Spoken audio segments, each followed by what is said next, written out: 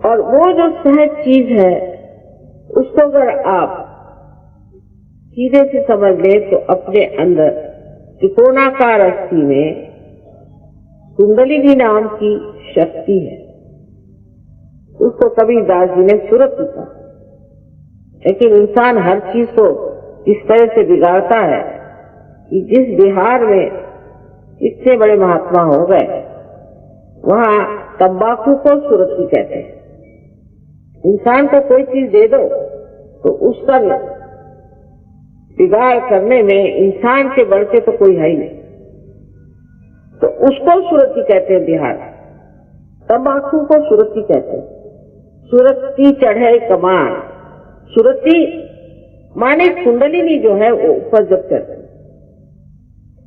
और वो षट चक्र को भेद करके और इस चराचर में जो ये परमात्मा की प्रेम की शक्ति है उससे एकाकार होती है, वही असल में योग है। और बाकी जो योग है वो उसका कुछ बहाना सा लगता है। योग माने संबंध हो जाना, कनेक्शन हो जाना। और ये आपके त्रिकोणाकार अस्थि बैठी, इस अस्थि को अंग्रेजी में सेक्रम ऐसा कहते हैं। इसका मतलब है कि ग्रीक के लोग इस चीज को जानते थे कि ये सेक्रेड है, ये पवित्र है, ये हड्डी पवित्र है। और सहयोग में आप अपनी आंख से देख सकते हैं कि किसी किसी में जहां पर कि ऊपर का चक्र में कोई दोष हो तो ये कुंडलिनी ऐसे जोर से स्पंदित होती जैसे कोई हृदय, हड्डी जो है वो हृदय के जैसे स्पंदित होने। और ये 3.5 कुंडलों में बैठी हुई शक्ति है और अनेक तागों से, जैसे कि अनेक बाल के जैसे बारीक बारीक इसके तागे होते हैं। और ये बीचों बीच की जो ब्रह्म नाड़ी है उसमें से बहुत सुंदरता से ऊपर चली आती है। और जब ब्रह्म अंदर छिप जाता है तो आप ही के मस्तिष्क में से, सर में से, यहाँ से तालू में से आपको आश्चर्य होगा, आप ही महसूस कर सकते कि ठंडी ठंडी हवा आ रही है, हाथ में भी ठंडी ठंडी हवा आ रही है। आदि शंकराचार्य ने भी कहा है सलीलम सलीलम। उस दशा में जाकर के वो कहते हैं न योगे न सांख्य न, किसी भी चीज से नहीं, ये तो माँ की कृपा से होता है, क्योंकि वो तंग आ गए लोगों से झगड़ा करता है। तो ये आपकी माँ है और ये हरेक की अपने अपनी अलग हाथ वैयक्तिक, हरेक की अपनी अपनी अलग ऐसी माँ है जो आपके बारे में सब जानती है। आपने कहाँ कहाँ खोज की, आप कहाँ कहाँ भटके, आप में क्या अच्छाइयां हैं, क्या बुराइयां हैं, लेकिन माँ होने के कारण वो क्षमा कर देती है और आतुर है कि मेरे बच्चे को मैं उसका जन्म कैसे दे दूं। इस कुंडलिनी के जागरण से ही दूसरा जन्म होता है, दूसरा कोई और तरीका आत्मज्ञान का नहीं।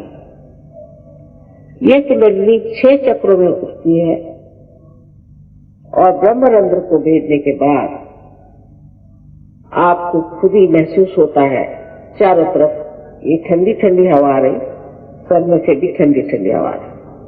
और ये तो सिर्फ एक बाह्य की देखने की चीज हुई। कुंडलिनी के जागरण से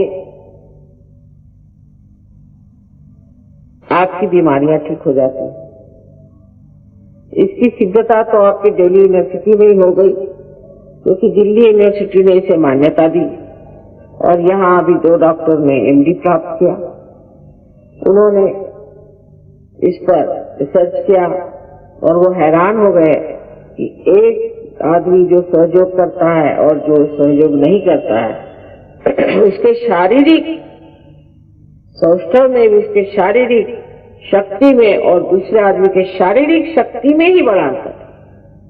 और भी जो साइकोसोमैटिक जो कि असाध्य रोग है उस पर भी मेहनत की गई है और उस पर भी देखा गया इससे असाध्य रोग ठीक होते हैं। तो आप ही के अंदर आपकी शक्ति है और आप ही के अंदर आपकी दवा भी है और आप अपनी ही चीज को प्राप्त करते हैं। इसमें हमारा कोई लेना देना नहीं करता, कोई भी लेना देना नहीं, सब आपका अपना है।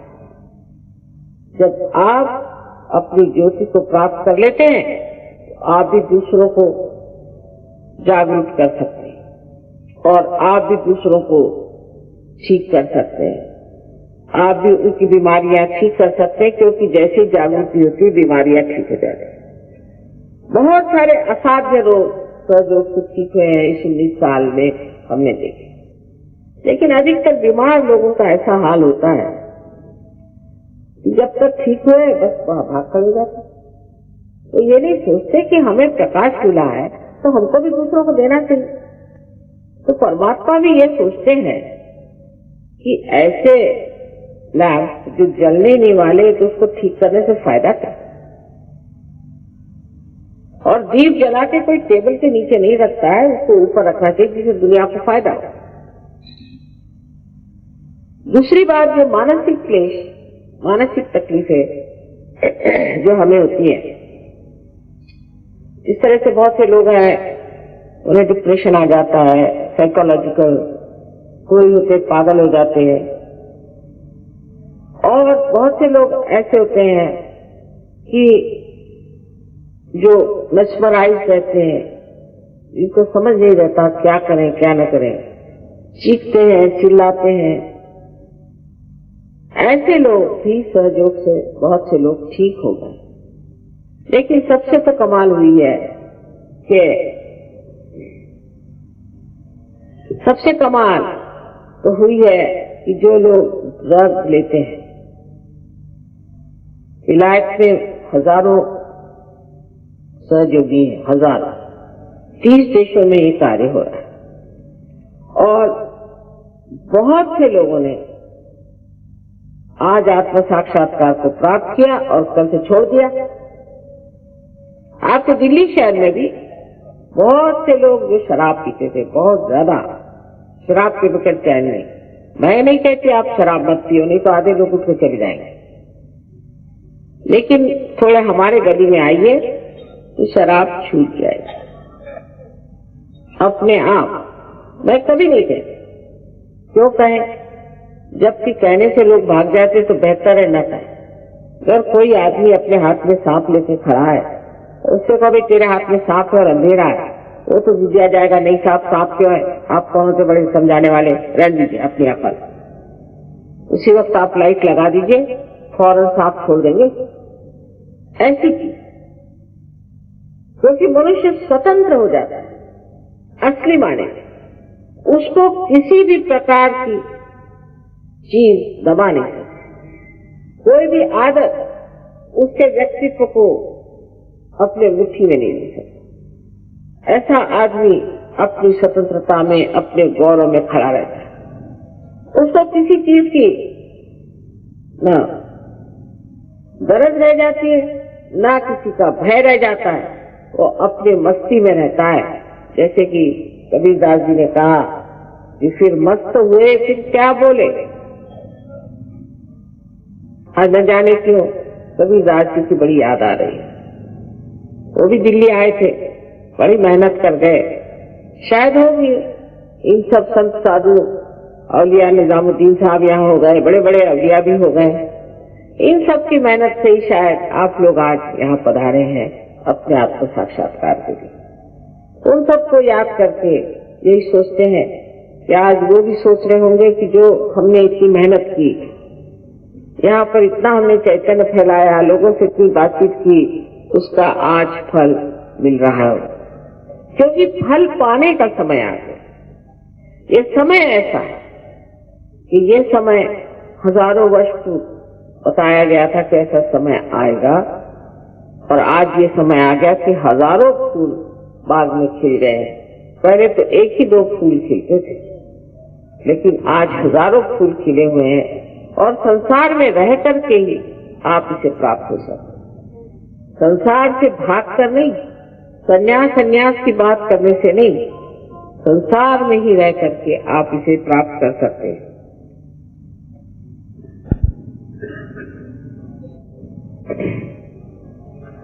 और जिसको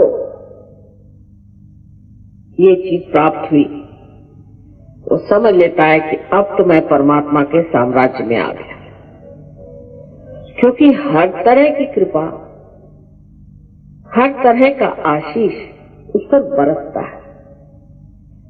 कोई आपको दुख देने की अपने शरीर को जरूरत नहीं, अपने को तकलीफ देने की जरूरत नहीं, उपास करने की तो बिल्कुल जरूरत नहीं।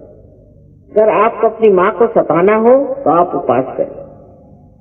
पता नहीं कहां से ये उपास की विधि निकाली कि तुम तो सारा उपास करो और पैसा सब हमें दो। ऐसी कोई भी विधि आपको करने की जरूरत नहीं जो असहज। सर्वसाधारण गृहस्थी में ही रहते हुए आप इस चीज को प्राप्त होते हैं। आपके गृहस्थी के भी प्रश्न टूट जाते हैं, आपसे रिश्ते अच्छे हो जाते हैं और एक नवीन तरह की एक शय आप बन जाते हैं। लेकिन हम तो कहें कि ऐसी तो पूरी जमात की जमात तैयार हो रही है। बिस्मिल्लाह खान साहब आए थे स्विट्जरलैंड में, उन्होंने देखा वहां पे यूरोप के सारे सहयोगी बैठे थे, एक कान से उनका सुन रहे थे। कहा कि माँ ये आपने बनाया कैसे, इनको किस तरह से ये सब समझ में आ रहा है और ये किस तरह से हमें सुन रहे हैं, और ये इतनी शुद्ध हिंदी भाषा में किस तरह से हिंदुस्तानी गाने गा रहे हैं। मैंने कहा भाई देखो, ये अब हो गए आत्मा स्वरूप। तो आपका मतलब ये खालिस हो गए? मैंने कहा हाँ खालिस हो गए। मैंने कहा मैं खालिस्तान बना रही हूँ। तो कह लगे वो लोग क्या बना रहे हैं? मैंने कहा उनसे जाके पूछो ये खालिस्तान, क्या लोग खालिस हो? इसी का वर्णन किया गया है, जो बताते हैं इसी का वर्णन किया गया है। और सारी दुनिया की जितनी भी परेशानियां हैं, जितनी भी आफतें हैं, वो मनुष्य ने ही बनाई है। इसलिए उसके परिवर्तन की बड़ी आवश्यकता है, बड़ी जरूरत है। जब तक मनुष्य नहीं बदलेगा तब तक आपका संसार ठीक नहीं हो। इस परिवर्तन की क्या कहेंगे कि हमने देखा जो लोग हाथ में हमेशा क्रोध लिए घुमा करते थे, वो हाथ में प्यार का ध्यान लिए घूम रहे। आपको देखना चाहिए कि सहयोगी जो इंग्लैंड में है, जो कि इंग्लिश लोग जिनको हम सोचते हैं कि बड़े राक्षसी होते हैं, वो जब यहाँ आते हैं तो इस भारत माता की थोड़ी सी धूल अपने सर पर चढ़ाते। ये योग भूमि है, इस भूमि से ही हमें ये आत्मदर्शन हुआ। और जब देहातों में जाते हैं तो गरीब बेचारे देहात में, बहुत सारे गरीब देहाती अभी सहयोगी हैं, ऐसे उनसे गले मिलते हैं, ऐसे प्यार से उनसे बात करते हैं, ऐसे पकड़ पकड़ के रोते हैं कि पता नहीं कितने जन्म के ये भाई आपस में मिल रहे हैं। और देख देख कर ऐसा आनंद होता है, ये प्रेम का सागर। ऐसी दुनिया अब बन गई है। मैं रोज ही देखती हूँ इस तरह की दुनिया बनते हुए। मैं तो सोचती हूँ कि दिल्ली शहर में भी ऐसी दुनिया बस जाए। इसकी बहुत जरूरत है, जहाँ मनुष्य अपने परिवर्तन को देखे, अपने आनंद को देखे। इस आत्मा के ज्ञान से मनुष्य सत्य को जानता है, केवल सत्य को। और जब उसका चित्त आलोकित हो जाता है तो ऐसे इंसान की एक नजर भी काफी है कि आपको शुभ आशीर्वाद दे दे। ऐसा आदमी जहाँ खड़ा होगा वहाँ शांति हो जाएगी। जिस घर में जाएगा वहाँ शायद आ जाएगा। जिसके सर पे हाथ रखेगा उसका भला हो जाएगा, क्योंकि अपने हित के लिए ही परमात्मा ने ये सुंदर सी चीज हमें दी हुई है। और इस चक्र के भेदन से ही आप इसे प्राप्त होते हैं। कृष्ण की जो दूसरी बात उन्होंने कही कि भक्ति में तुम जो कुछ दोगे उसे स्वीकार ही होगा, लेकिन भक्ति अनन्य होनी चाहिए। देखिए कितनी कमाल की बात है, एक शब्द पे नचा रखा है दुनिया को। अनन्य माने जब दूसरा न हो, ये कब हो सकता है? आप यहाँ बैठकर हरे रामा हरे कृष्णा करते रहिए तो गला फट जाएगा, तो कैंसर हो जाता है। भगवान का नाम रखते रखते रखते रखते आदमी पगला जाता है। बजाय इसके कि अपनी उच्चतम स्थिति को जाए, वो और ही पागल हो जाता है। एक ही अक्षर प्रेम का पढ़े सो पंडित हो। वजह यह है कि जिस वक्त आप अनन्य होते, जब आप परमात्मा से एकाकारिता तथागत हो जाते, तब एक बार ही नाम ले लिया, जब जरा गर्दन झुका ली देखिए, ऐसा ही हाल होता है कि मनुष्य के अंदर भक्ति में वो ऐसा रचता है कि जैसे आनंद के डोह में और आनंद के तरंगों में लहरता है। इस भारतवर्ष में हर जगह संतों ने इस आत्म साक्षात्कार का वर्णन कहा है। नामदेव से बड़े भारी महाराष्ट्र के कवि थे और बाद में वो जब पंजाब में गए तो नानक साहब ने उनको पहचाना, बड़ा उनका आदर किया और उनके भी बहुत सारे काव्य ग्रंथ साहब में रखे हुए। नामदेव एक बार एक दूसरे संत गोरा कुम्हार उनसे मिलने गए। जब गोरा कुम्हार मानेंगे कि जो उनका मराठी कुम्हार कहते हैं, जिसे हम लोग कुम्हार कहते हैं, जो कि ये बनाते हैं घड़े वगैरह, मिट्टी जो से घड़े बनाते हैं, उनको देख के वो कहते हैं कि मैं तो निर्गुण को मिलने आया था। मराठी में है निर्गुणाच्या भेटी आलो सगुणाच्या। मैं तो निर्गुण को मिलने आया था, तो तू तो सगुण में खड़ा है रे। क्या कहना है? ऐसे कोई कहता है? कोई इंसान दूसरे आदमी से ऐसी प्यार की बात कहेगा कि मैं तो निर्गुण को मिलने आया, तू तो सगुण में खड़ा है? क्या कहने इन लोगों की। ऐसे ही संत लोग आज हमें भारतवर्ष में तैयार कर रहे हैं और उसके लिए गृहस्थी छोड़ना और सब नाटक की कोई जरूरत नहीं। आदमी अंदर से ही छूट जाता है और उस महान प्रेम को जब वो अनुभव करता है, उसको लगता है कि किस किस को बुलाओ। जैसे कविता जी का था, 5-25 पकड़ बुलाऊं, एक ही डोर उड़ाऊंगा। सारे मिलन के गाने इन लोगों ने गाए। हमारे यहाँ महाराष्ट्र में भी और इधर में बंगाल में भी और दक्षिण में भी, हर जगह मैं जाती हूँ। अभी गई थी गुजरात, वहाँ भी सारे संतों ने सारे वातावरण में ये गूंजा रखा है कि आत्म साक्षात्कार को प्राप्त करो और संत बनो। और ये बनना कोई मुश्किल नहीं है। आज समय आ गया है, आप लोग बड़े भाग्यवान हैं कि इस समय में आप आए और हम भी बड़े भाग्यवान हैं कि आपके आते हम भी आ गए, जिससे कि ये कार्य घटित हो रहा है। हजारों की तादाद में लोग इसे प्राप्त करते हैं। लेकिन पहले ही से आप अगर ये सोचे बैठे कि मैं बड़ा पापी हूँ, मैं बड़ा दुष्ट हूँ, तो मेहरबानी से अपने जूतों के साथ उसे बाहर रखें। ये सब आपके दिमाग में किसी ने भरी हुई बातें, बेकार। आखिर गलतियां मनुष्य ही कर सकता है, परमात्मा तो नहीं करने वाले गलती। तो इतना अपने से नाराज नहीं होना चाहिए। उससे ये चक्र पकड़ जाता है जिसे हम लेफ्ट विशुद्धि कहते हैं, और ये चक्र पकड़ने से स्पॉन्डिलाइटिस हो सकता है, एंजाइना हो सकता है, दुनिया भर की बीमारी हो सकती है। सबसे बड़ी बात है कि आत्म साक्षात्कार नहीं। तो सबसे पहले अपने प्रति प्रसन्न हो। आपने कोई गलती नहीं की, आपने कुछ भी किया हो, इस समय आप भूल जाइए। और इस छोटे से समय में जो कुछ भी कहना था तो मैंने कह दिया। कारण ये है कि ये ज्ञान हजारों पेज में बंधा हुआ है, लेकिन वो खत्म ही नहीं होता।